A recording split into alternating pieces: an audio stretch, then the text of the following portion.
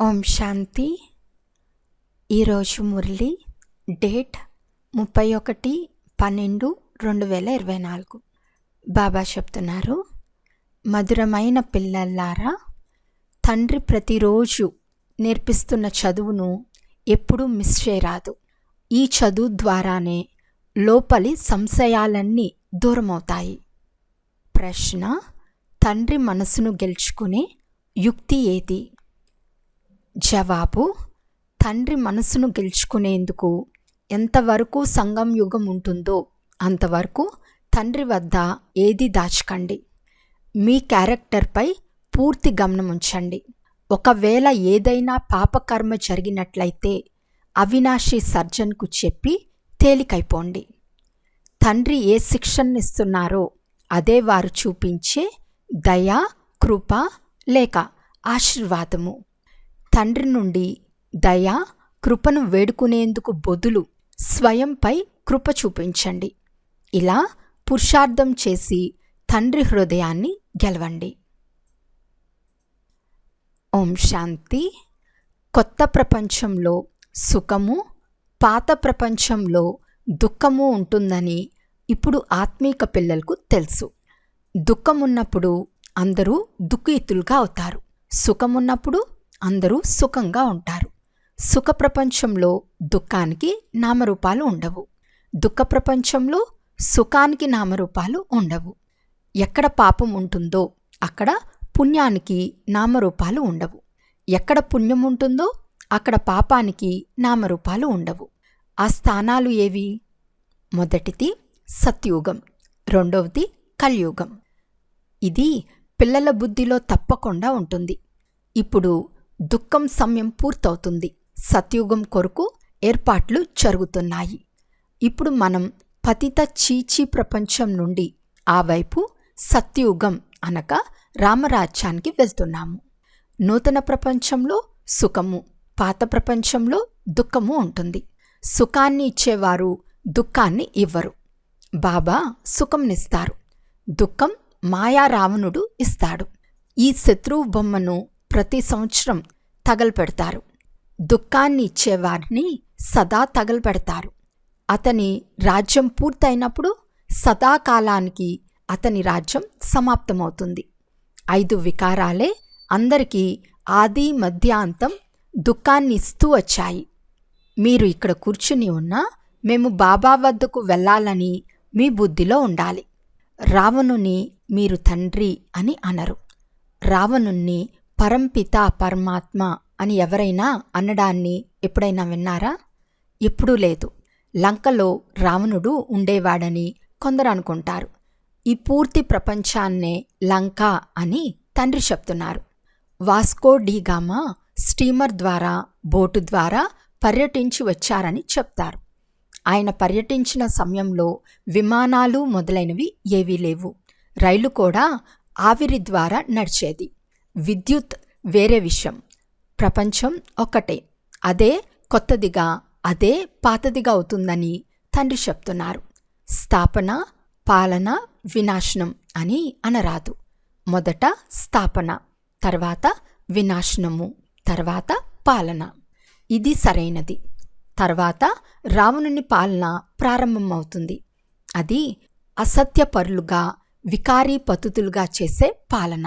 దీని ద్వారా అందరూ దుఃఖితులుగా అవుతారు. తండ్రి ఎప్పుడు ఎవ్వరికి దుఃఖాన్ని ఇవ్వరు. ఇక్కడ తమోప్రధానంగా అయిన కారణంగా తండ్రినే సర్వవ్యాపి అని అంటారు. ఎలా అయ్యారో చూడండి. ఇది నడుస్తూ తిరుగుతూ మీ బుద్ధిలో ఉండాలి. చాలా సహజమైనది. ఇది కేవలం అల్ఫ్ మాట. లేచి అల్లాను స్మృతి చేయండి ముసల్మాన్లు కూడా చెప్తారు. స్వయం వారు కూడా ఉదయమే లేస్తారు. అల్లా లేక ఖుదాను స్మృతి చేయండి వారు కూడా చెప్తారు. తండ్రిని స్మృతి చెయ్యండి అని మీరు చెప్తారు. బాబా అను శబ్దం చాలా మధురమైనది. అల్లా అని చెప్పటం వల్ల ఆస్తి గుర్తుకు రాదు. తండ్రి అని అనటం వల్ల ఆస్తి స్మృతిలోకి వస్తుంది. ముసల్మాన్లు తండ్రి అని అనరు, వారు అల్లా మియా అని అంటారు. మియా బీబీ అంటే భార్య భర్తలు. ఈ శబ్దాలన్నీ భారతదేశంలో ఉన్నాయి. పరంపిత పరమాత్మ అని అన్నప్పుడు శివలింగం గుర్తుకు వస్తుంది. యూరప్ వాసులు గాడ్ ఫాదర్ అని అంటారు. భారతదేశంలో రాళ్ళు రెప్పలను కూడా భగవంతుడని అనుకుంటారు. శివలింగం కూడా రాతిదే ఉంటుంది. ఈ రాయిలో భగవంతుడున్నాడు అని అనుకుంటారు. భగవంతుని స్మృతి చేసినప్పుడు రాయియే ఎదురుగా వస్తుంది. రాయినే భగవంతుడు అని అనుకుని పూజిస్తారు. రాయి ఎక్కడి నుండి వస్తుంది? కొండలపై నుండి ప్రవహించే నీటి ప్రవాహం పడుతూ పడుతూ గుండ్రంగా నున్నగా తయారవుతుంది. తర్వాత సహజమైన గుర్తుగా కూడా తయారవుతుంది. దేవీ దేవతల విగ్రహాలు అలా కావు. రాతిని చెక్కి చెక్కి చెవులు, ముఖం, ముక్కు, కళ్ళు మొదలైనవి ఎంతో సుందరంగా తయారు చేస్తారు. చాలా ఖర్చు చేస్తారు. శివబాబా మూర్తికి ఖర్చులు మొదలైనవి ఏవీ ఉండవు. మేమే చైతన్యంలో దేవీ దేవతలుగా అవుతున్నామని మీరు అర్థం చేసుకున్నారు. చైతన్యంలో ఉన్నప్పుడు పూజలు మొదలైనవి జరగవు. ఎప్పుడు రాతి బుద్ధి కలవారిగా అవుతారో అప్పుడు రాతిని పూజిస్తారు. చైతన్యంగా ఉన్నప్పుడు పూజ్యులుగా ఉంటారు. తర్వాత పూజారులుగా అవుతారు. అక్కడ పూజారులు ఉండరు. రాతి మూర్తులు కూడా ఉండవు. అవసరమే ఉండదు. ఎవరైతే చైతన్యంగా ఉండేవారో వారి స్మృతి చిహ్నం కొరకు రాతి విగ్రహాలను ఉంచుతారు. ఈ దేవతల జీవన కథ ఏమిటో ఇప్పుడు మీకు తెలిసింది.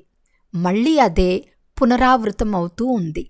ఈ చక్షు లభించేందుకు ముందు మీరు రాతి బుద్ధి కలవారిగా ఉండేవారు. ఇప్పుడు తండ్రి ద్వారా లభిస్తున్న జ్ఞానం ఒక్కటే, కానీ స్వీకరించేవారు నెంబర్ వారుగా ఉన్నారు. మీ రుద్రమాల కూడా ఈ ధారణానుసారంగానే తయారవుతుంది. ఒకటి రుద్రమాల, రెండవది రుండమాల. ఒకటి సోదరులది, మరొకటి సోదరీ సోదరులది. ఆత్మలైన మేము చాలా సూక్ష్మమైన బిందువులమని ఇప్పుడు మీ బుద్ధిలో ఉంది. బ్రుకుటి మధ్యలో మెరుస్తున్న నక్షత్రం అని మహిమ కూడా ఉంది. ఆత్మలమైన మనం చైతన్యమైన వారమని, చిన్న నక్షత్రంలా ఉంటామని ఇప్పుడు మీకు తెలుసు. మళ్ళీ తల్లి గర్భంలోకి వచ్చినప్పుడు మొదట చాలా చిన్న పిండంగా ఉంటుంది. తర్వాత ఎంత పెద్దదిగా అవుతుంది? అదే ఆత్మ ఈ శరీరం ద్వారా అవినాశి పాత్రను అభినయిస్తుంది. ఈ శరీరాన్నే అందరూ స్మృతి చేయటం ప్రారంభిస్తారు. ఈ శరీరమే మంచిగా చెడుగా ఉండటం వలన అందర్నీ ఆకర్షిస్తుంది. ఆత్మాభిమానులుగా అవ్వండి, స్వయాన్ని ఆత్మగా భావించండి అని సత్యుగంలో ఎవ్వరూ చెప్పరు. ఈ జ్ఞానం ఇప్పుడు మాత్రమే లభిస్తుంది. ఎందుకంటే ఆత్మ ఇప్పుడు పతితంగా అయింది. పతితమైన కారణంగా ఏ పని చేసినా అదంతా ఉల్టాగానే అవుతుంది. బాబా సుల్టా కర్మ చేయిస్తారు. రావణుడు ఉల్టా కర్మ చేయిస్తాడు. బాబాను సర్వవ్యాపి అని అనటం అన్నిటికన్నా ఉల్టా కర్మ. ఆత్మ ఏ పాత్రను అభినయిస్తుందో అది అవినాశి, కాల్చబడదు. దానికి పూజ జరుగుతుంది. శరీరం కాల్చబడుతుంది. ఆత్మ శరీరాన్ని వదిలేసినప్పుడు శరీరాన్ని కాలుస్తారు. ఆత్మ వేరొక శరీరంలో ప్రవేశిస్తుంది. ఆత్మ లేకుండా శరీరాన్ని 2-4 రోజులు కూడా ఉంచుకోలేము. కొందరు శరీరానికి ఔషధాలు పూసి ఉంచుతారు కూడా. కానీ లాభమేమి? ఒక క్రైస్తవ సెయింట్ జేవియర్ ఉండేవాడు. అతని శరీరాన్ని ఇప్పుడు కూడా అలానే ఉంచారు.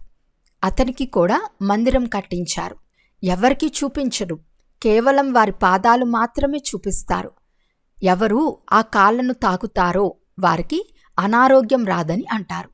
ఆ పాదాలను ముట్టటం వలన అనారోగ్యం తగ్గినట్లయితే వారి కృప అని భావిస్తారు. నిశ్చయబుద్ధి ఉండటం వలన కొద్దిగా లాభం ఉంటుంది. పెట్టిన భావనకు ఫలం లభిస్తుంది. నిశ్చయం ఉంటే కొద్దిగానైనా లాభం లభిస్తుంది. నిజంగా ఒకవేళ అలా జరిగినట్లయితే చాలామంది అక్కడకు వెళ్ళేవారు. పెద్ద మేళానే జరిగేది. బాబా కూడా ఇక్కడికి వచ్చారు. అయినా చాలా ఎక్కువ మంది లేరు. అందరూ వచ్చేందుకు స్థలం కూడా లేదు. అందరూ వచ్చే సమయం ఎప్పుడు వస్తుందో అప్పుడు వినాశనం జరుగుతుంది. ఇది కూడా తయారైన డ్రామా. దీనికి ఆది అంతములు లేవు. ఎప్పుడైతే వృక్షం శిథిలావస్థకు చేరుకుంటుందో అంటే తమోప్రధానం అయిపోతుందో అప్పుడు వృక్షం పరివర్తన అవుతుంది. ఇది ఎంత పెద్ద అనంతమైన వృక్షం! ఎవరు మొదటి నెంబర్లో వెళ్ళాలో వారే మొదట వస్తారు. నెంబర్ వారుగా వస్తారు కదా. సూర్యవంశీలందరూ ఒకటిగా రారు, చంద్రవంశీలు కూడా ఒక్కసారి రారు. నెంబర్ వారు మాలనుసారంగానే వస్తారు. పాత్రదారులందరూ ఒకేసారి ఎలా వస్తారు? అలా వస్తే ఆటనే చెడిపోతుంది. ఇది చాలా ఖచ్చితంగా తయారైన డ్రామా. ఇందులో ఎలాంటి మార్పు ఉండదు. మధురాతి మధురమైన పిల్లలు ఇక్కడ కూర్చున్నప్పుడు బుద్ధిలో ఇదే స్మృతి ఉండాలి. ఇతర సత్సంగాల్లో అయితే వేరే ఇతర మాటలు బుద్ధిలోకి వస్తాయి. ఒక్క ఈ చదువు ద్వారానే మీ సంపాదన జరుగుతుంది. ఆ శాస్త్రాలు మొదలైన వాటిని చదవటం వలన సంపాదన జరగదు. కొన్ని మంచి గుణాలు అలవడతాయి. గ్రంథంను చదివేందుకు కూర్చునే వారంతా నిర్వీకారులని కాదు. తండ్రి చెప్తున్నారు, ఈ ప్రపంచంలో అందరూ భ్రష్టాచారంతోనే జన్మిస్తారు. అక్కడ జన్మ ఎలా జరుగుతుందని మిమ్మల్ని చాలామంది ప్రశ్నిస్తారు. అక్కడ పంచ వికారాలే ఉండవు. యోగబలంతో పిల్లలు జన్మిస్తారని చెప్పండి. కొడుకు రానున్నాడని ముందే సాక్షాత్కారం అవుతుంది. అక్కడ వికారాల మాటే ఉండదు.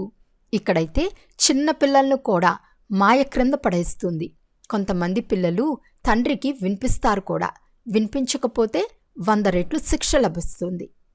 తండ్రి పిల్లలందరికీ చెప్తున్నారు, ఏదైనా పాపకర్మ జరిగితే తక్షణమే తండ్రికి తెలియచేయాలి. తండ్రి అవినాశి వైద్యులు. వారికి వినిపించటం ద్వారా తేలికైపోతారు. ఎంతవరకు సంగం యుగం ఉంటుందో అంతవరకు తండ్రి వద్ద ఏది దాచిరాదు. ఏదైనా దాచితే తండ్రి హృదయాన్ని గెలవలేరు. ఆధారమంతా పురుషార్థం పైననే ఉంది. స్కూల్కే రాలేదంటే స్వభావాలు పరివర్తన ఎలా అవుతాయి? ఈ సమయంలో అందరి స్వభావాలు చెడిపోయి ఉన్నాయి. వికారమే మొదటి నెంబరు, చెడు స్వభావం. అందుకే తండ్రి చెప్తున్నారు, పిల్లల్లారా, కామ వికారం మీ మహాశత్రు. ఇంతకు ముందు కూడా ఈ గీతాజ్ఞానాన్ని విన్నాము, కానీ ఈ విషయాలన్నీ అర్థమయ్యేవి కావు. ఇప్పుడు తండ్రి నేరుగా గీతను వినిపిస్తున్నారు. ఇప్పుడు తండ్రి పిల్లలైన మీకు దివ్య బుద్ధిని ఇచ్చారు.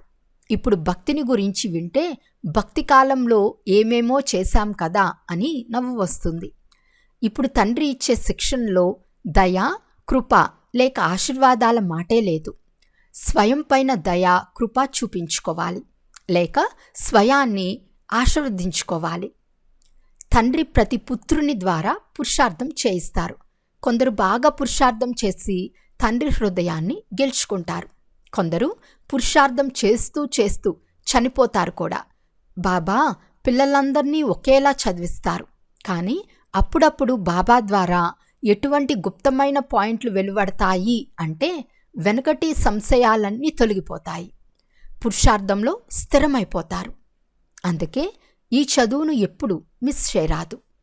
బాబా స్మృతియే ముఖ్యమైనది. దైవీ గుణాలు కూడా ధారణ చేయాలి. ఎవరైనా ఏమైనా చెడు వినిపిస్తే విని విన్నట్లు ఉండిపోవాలి. చెడు వినకండి. శ్రేష్ఠ పదవిని పొందాలి అంటే మాన అవమానాలు, సుఖ దుఃఖాలు, ఓటమి గెలుపులు అన్నిటినీ సహించాలి. తండ్రి చాలా యుక్తులు తెలియజేస్తారు, కానీ పిల్లలు తండ్రి మాటలను కూడా విని విన్నట్లు ఉంటే ఏ పదవి పొందుతారు? ఎంతవరకు అశరీరులుగా అవ్వరో అంతవరకు ఏదో ఒక చిన్న పెద్ద దెబ్బలు తగులుతూనే ఉంటాయి. తండ్రి చెప్పింది వినలేదు అంటే తండ్రిని అగౌరవపరిచినట్లే. అయినా తండ్రి చెప్తున్నారు, సదా జీవించి ఉండండి. తండ్రిని స్మృతి చేసి శ్రేష్ఠ పదవిని పొందండి. అచ్చా, మధురాతి మధురమైన అపురూపమైన పిల్లలకు మాతాపిత బాప్దాదాల ప్రియ స్మృతులు మరియు గుడ్ మార్నింగ్. ఆత్మీక పిల్లలకు ఆత్మీక తండ్రి నమస్తే. ఆత్మీక తండ్రికి ఆత్మీక పిల్లల యొక్క ప్రియ స్మృతులు మరియు నమస్తే నమస్తే నమస్తే. ధారణ కొరకు ముఖ్య సారం. ఫస్ట్ పాయింట్, ఎవరైనా ఉల్టా సుల్టాగా మాట్లాడితే విని విన్నట్లు ఉండిపోవాలి. చెడు వినకు. సుఖ దుఃఖాలు, మాన అవమానాలు అన్నీ సహించాలి. సెకండ్ పాయింట్, తండ్రి ఏదైతే వినిపిస్తారో దానిని విని విన్నట్లుండి తండ్రిని అగౌరవపరచరాదు. మాయదెబ్బల నుండి రక్షింపబడేందుకు అశరీరులుగా ఉండే అభ్యాసం తప్పకుండా చేయాలి. ఈరోజు వరదానము, తండ్రి సమానం దయాహృదయులుగా అయి అందరినీ క్షమించి స్నేహంనిచ్చే మాస్టర్ దాతా భవ. ఎలాగైతే తండ్రిని దయాహృదయులు, మెర్సిఫుల్ అని అంటారో అలా పిల్లలైన మీరు కూడా మాస్టర్ దయాహృదయులు. ఎవరైతే దయాహృదయులుగా ఉంటారో వారే కళ్యాణం చేయగలరు. అకళ్యాణం చేసేవారిని కూడా క్షమించగలరు. వారు మాస్టర్ స్నేహీ సాగరులుగా ఉంటారు. వారి వద్ద స్నేహం తప్ప వేరే ఏదీ ఉండనే ఉండదు. వర్తమాన సమయంలో సంపద కంటే కూడా స్నేహం యొక్క అవసరం ఎక్కువగా ఉంది. అందువలన మాస్టర్ దాతగా అయి అందరికీ స్నేహంనిస్తూ వెళ్ళండి. ఎవరూ ఖాళీ చేతులతో వెళ్ళరాదు. స్లోగన్, తీవ్ర పురుషార్థిగా అవ్వాలనే కోరిక ఉంటే ఎక్కడ కోరిక ఉంటుందో అక్కడ దారి లభిస్తుంది. అచ్చా. ఓం శాంతి.